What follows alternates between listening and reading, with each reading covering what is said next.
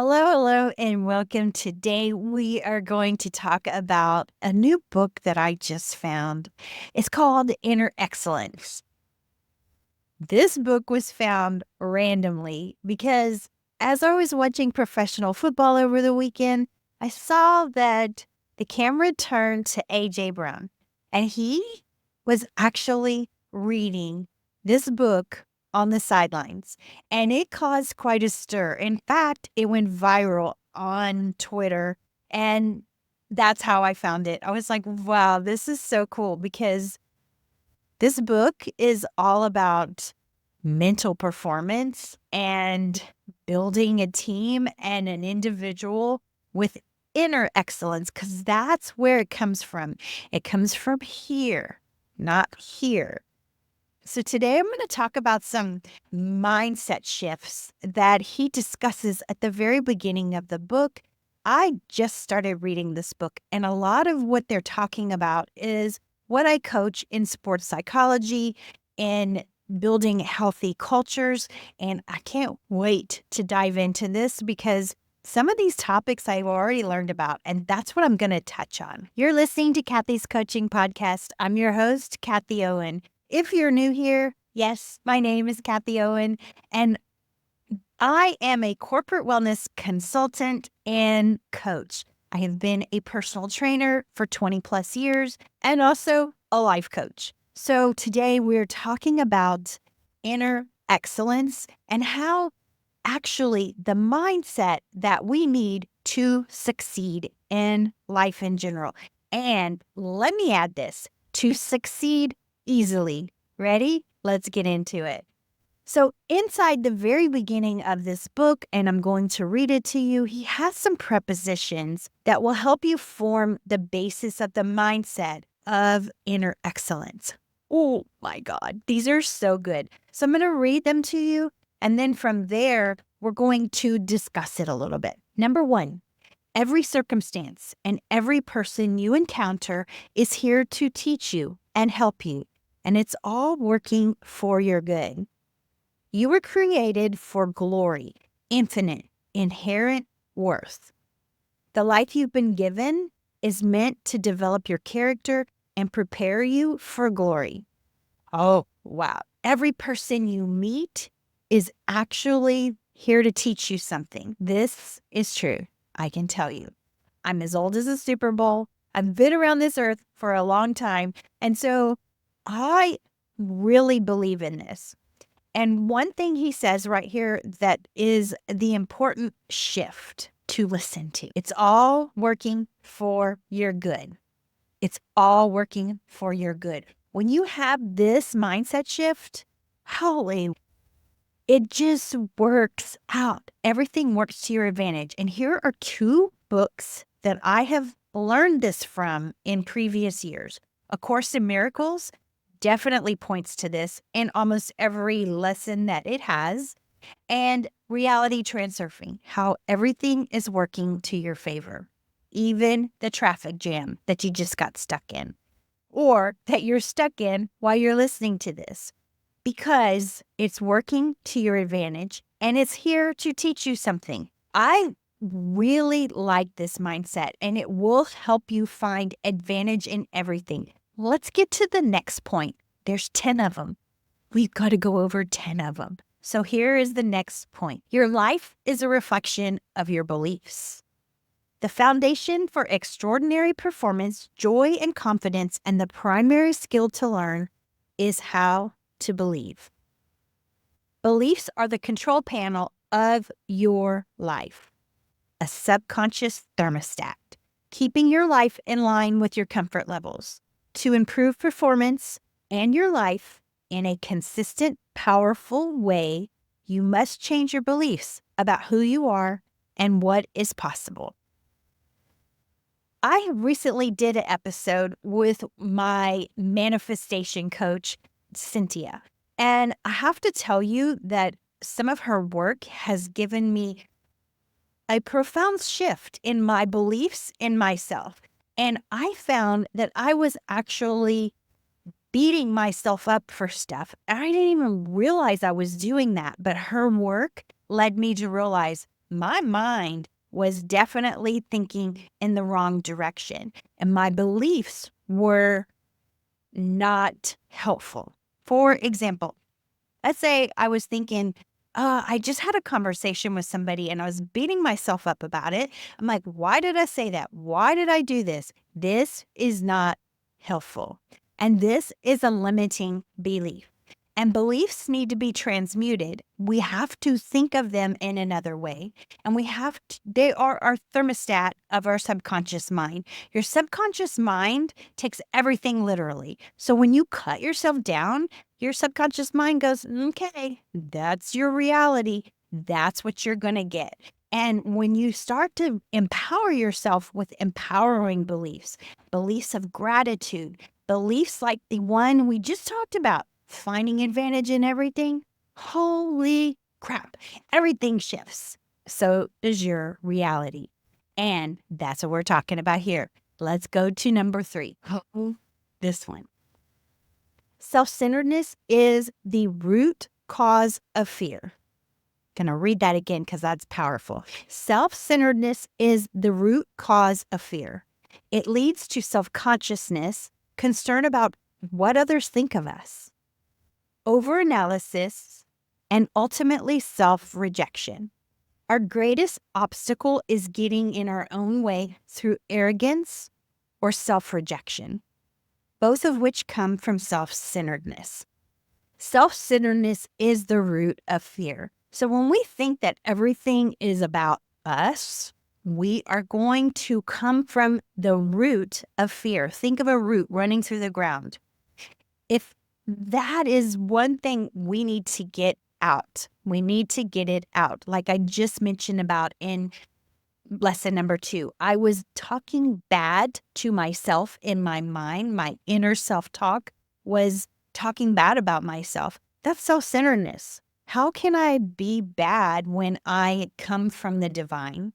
Like my coach always teaches, our mentor, Joseph Rodriguez, he always says, we are love, peace, bliss, happiness, and fulfillment. And when we really realize that, we come from a place that is not so self-centered. It's not all about us.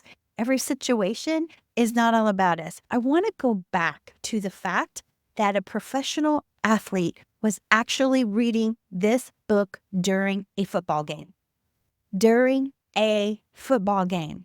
A professional football game. I know, I'm saying that a lot. And this is not even my team. My team is in the Houston area, always. That's where I fell in love with sports. But I geek out on sports psychology. What makes that athlete perform so well? What makes that athlete perform like he is doing? What he was doing was he was reading highlights from this book. Go Google it. A.J. Brown of the Philadelphia Eagles reading a book during a game. This book started trending on Google as soon as he did that because he was reading from this book of excellence. It's not all about him. All right, let's go to point number 4. We all have the same deep needs and deep desires. Every human heart desperately wants to be loved and accepted. Most of what we do is done in order to meet this need. Our deepest need is for unconditional love, and our greatest desire is to be fully known and fully loved. Yes, this is true, but I'm going to go back to what my mentor says. We are already love, peace, bliss, happiness, and fulfillment. And when we see it that way, it shifts everything. You don't desperately need it. It just comes. And when you become aware of what you're talking to yourself about and thinking about, you start to go, oh, wait a minute. That's a limiting belief. I cannot be the person who has a bad conversation because it's not about me, number 1. And number 2, I'm coming from a different place. It's coming from a place of flow. And no shame and condemnation when you do feel a bad thought about yourself, but bring it to light, get that root pulled out, and everything shifts. You watch. Number 5, everyone does the best they can with what they have in their hearts. In their hearts. That is according to their background, their understandings, their beliefs, their fears, their wounds, and their voids.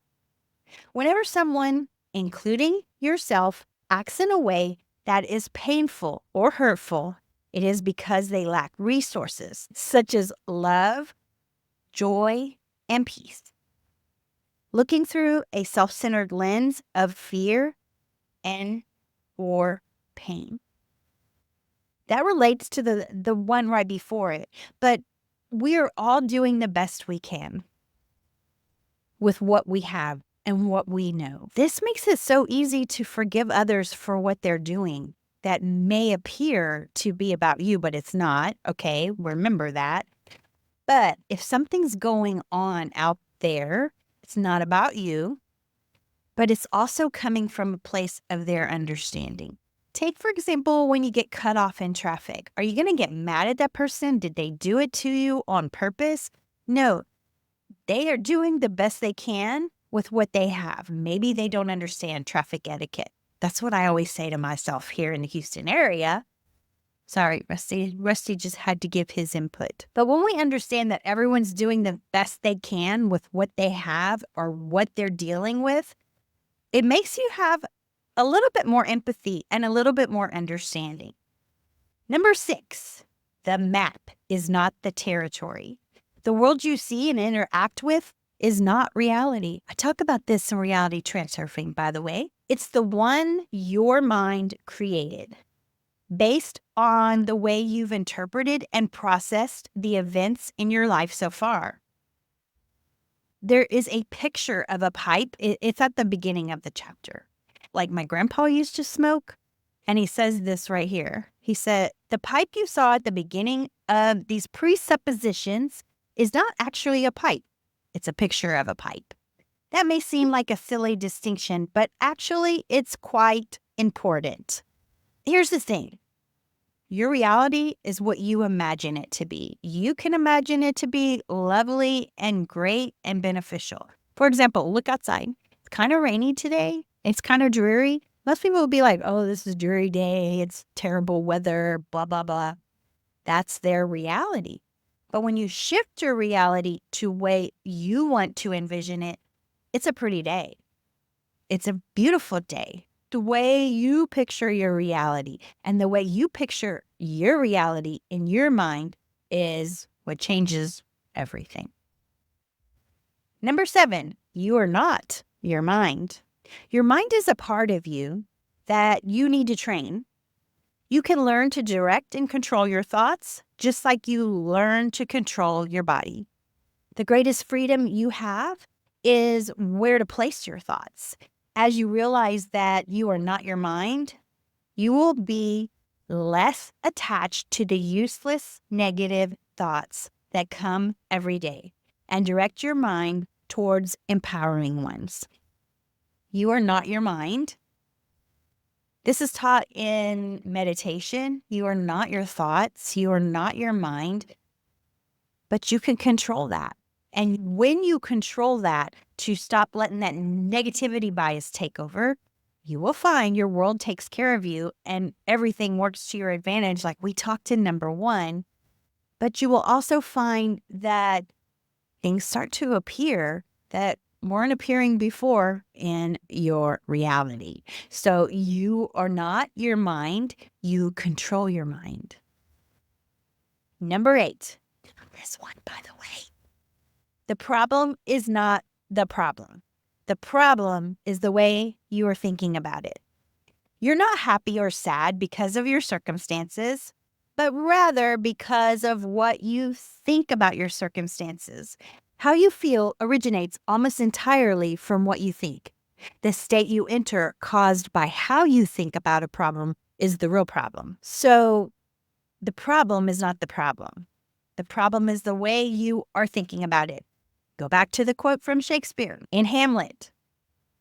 Nothing is either good or bad, but thinking makes it so. Okay. I always try to think this way. When I started realizing I was thinking bad thoughts about myself and my state, it was affecting my state. And then when I shifted that, I started to feel more gratitude, more love, more peace, more bliss, more happiness, because it was the way I was thinking about the problem. I thought it was a problem, but really and truly, it wasn't a problem. It was just a lesson. Let's go to the next one. There is no failure, only feedback. You hear that? That is the sigh going, oh, that wasn't a failure. What just happened? It is just feedback. Yesterday, I witnessed an accident. It wasn't a major accident. It was actually a guy turning to the right from the middle lane, and he turned right, and this car hit him. That's feedback right there. Something was going on inside his mind that he was not controlling, like we just talked about, where he made the mistake or the feedback of turning from the wrong lane. And so everything is just feedback. It's not a failure. I like that. And that mindset shift will take you a long way. And number 10, the person with the most control of their inner world has the most power. Mastery of the ego is the great challenge and the greatest opponent in every competition. Selflessness, complete surrender of the attachments, concerns, and fears of the self is the central component to extraordinary performance and cornerstone to creating beliefs that lead to absolute fullness of life. The person with the most control of their inner world has the most power. All right, this is where the athlete could really benefit from learning this final mindset concept. And the mastery of the ego is the greatest challenge and greatest opponent. Mastering the ego and trying to be on the best athlete. I talked about this in my episode with Jim Harbaugh. So Jim Harbaugh is known for creating a great team culture. And I love how he does this and what he does and how he instills this great culture. He is known for this. And I did a video on it because that applies to corporate wellness. When you have a great culture, you're going to have a great team regardless.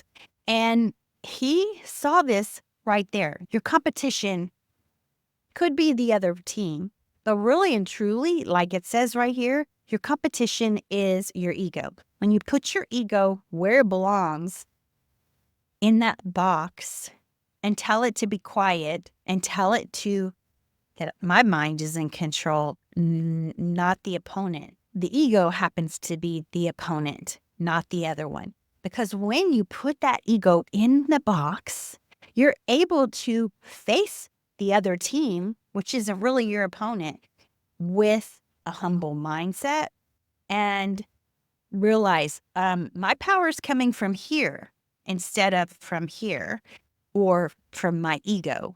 Yeah. Go back to Jim Harbaugh. What he would do was he would treat the diva athlete and the rookie the exact same. They would work out together. What ended up happening is the culture came together. He saw this power of the ego and the non-ego, and you bring them together. They teach each other some things. And those build a great culture. So your ego is your greatest opponent, not the other team. And I want to go to one real clear point here. In the NFL, there are 32 teams. Only one of those teams is going to win the Super Bowl. Does that mean that there are 31 losers? Absolutely not. And then if you think about the teams and the players, there is all this ego going on. If you're just going, oh, I'm the best team in the world, and okay, you won the Super Bowl. Do you remember who won the 2022 Super Bowl? Probably if that's your team, but most likely you don't. And I always go back to this point because that is ego and that's your greatest opponent. Whereas Just this past weekend, my favorite team, the Houston Texans, surprisingly beat Jim Harbaugh's team, the Chargers. And I like Jim Harbaugh as a coach, but it doesn't mean that my team is the best or whatever. It just means they won on that day. If you're going, oh, my team's the best, that's your ego. And let's go to reality transurfing, which touches on this concept. And that is the pendulum. And the pendulum here in this discussion is your ego. And it only wants your energy. So if you can sit back and observe it in process and observe this 31 teams are losers, that thought is absolutely crazy because all of those athletes that are on those teams, they worked hard to get there.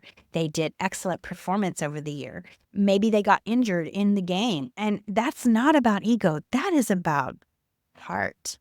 That is about this mental mindset, this inner excellence that this author talks about. And I love that this book came on my radar. You know, I geek out about sports psychology. So if anything comes up that has any kind of concept like that, when I saw that on Twitter, I was like, oh my God, that's so cute. An athlete who's in his 20s, early 30s is reading a physical book during the game. That blew my mind. That caught my attention because, first of all, I'm an avid reader. But second of all, for him to be reading a book during a game, and the announcer was talking about him like, oh, he must feel bad because he didn't do good. Or I've seen people eating hot dogs during a game, but I have not seen any athlete read a book. Maybe there's a reason. Because this book will shift your mindset. And all of these things I've learned over the years, and I've learned through reality transurfing, through the book A New Earth by Eckhart Tolle, through my mentors like Joseph Rodriguez. They're all pointing to the same thing. They're all pointing to the same thing. And I can't tell you enough that to find true happiness, peace, bliss, fulfillment, and excellence in your life, it does take inner excellence. And that inner excellence can only come from you and the way you control your mind and the way you view your reality. If you don't like your reality, then change your view of it. All right, that's my episode for today. I trust that you found it helpful. If you know somebody who can benefit from this, please share it with them. And until next time, I will see you next time. Peace out and namaste. Be out.